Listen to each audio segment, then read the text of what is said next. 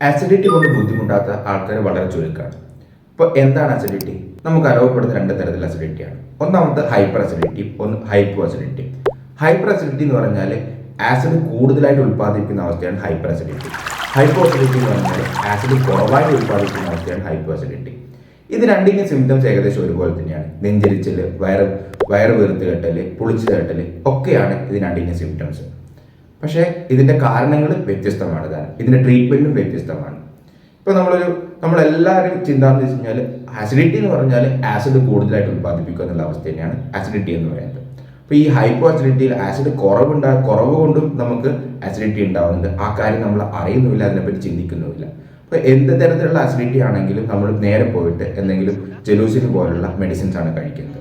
ഇപ്പോൾ എന്താ സംഭവിക്കുന്നത്? ഇപ്പോൾ നമ്മളെ കണ്ടീഷൻ ഹൈപ്പോ അസിഡിറ്റി ആണെന്നുണ്ടെങ്കിൽ നമ്മൾ ജലൂസിന് പോലുള്ള മരുന്നുകൾ കഴിക്കുമ്പോൾ എന്നും ആസിഡ് കുറയുകയും അത് പിന്നെ പ്രോട്ടീൻ പോലുള്ള ആഹാരങ്ങളെ ഡൈജസ്റ്റ് ചെയ്യാൻ പറ്റാത്ത അവസ്ഥയിലേക്ക് എത്തിച്ചേർക്കുകയും ചെയ്യും ശരീരത്തെ.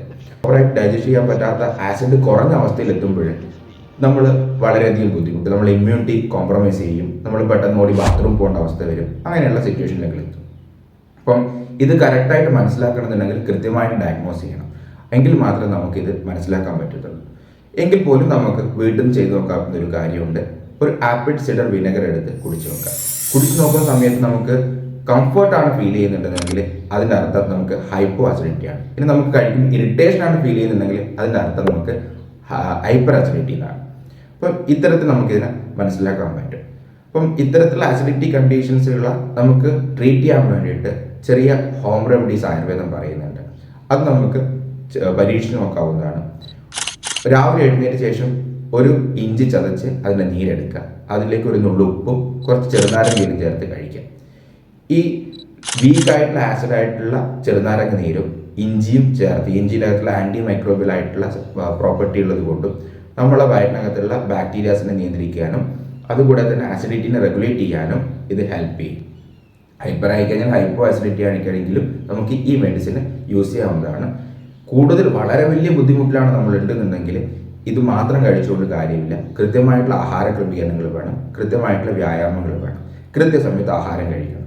കഴിക്കുന്ന ആഹാരത്തിൻ്റെ അകത്ത് പ്രോട്ടീനും മിനറൽസും കാർബോഹൈഡ്രേറ്റ്സും ഒക്കെ ഉണ്ടായിരിക്കണം. നല്ലോണം പഴവർഗ്ഗങ്ങളും പച്ചക്കറികളും ഭക്ഷണത്തിൽ ഉൾപ്പെടുത്തണം. കൃത്യസമയത്ത് ഭക്ഷണം കഴിക്കണം.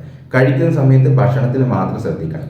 മറ്റ് കാര്യങ്ങളിൽ ശ്രദ്ധിക്കാതെ കോൺസെൻട്രേറ്റ് ചെയ്ത് ഭക്ഷണത്തിൽ മാത്രം ശ്രദ്ധിച്ച് വിഷമങ്ങളൊന്നും ഇല്ലാണ്ട് മറ്റ് ടെൻഷനുകളൊന്നും ഇല്ലാതെ നമ്മൾ ഭക്ഷണം കഴിക്കണം.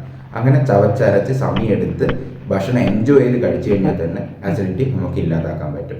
എന്നിട്ടൊന്നും അസിഡിറ്റി മാറുന്നില്ല എന്നുണ്ടെങ്കിൽ വിദഗ്ധരായിട്ട് ഡോക്ടറുടെ അടുത്ത് പോയി കൃത്യമായിട്ട് ഡയഗ്നോസ് ചെയ്ത് അതിനനുസരിച്ച് ചികിത്സ തേടാവുന്നതാണ്.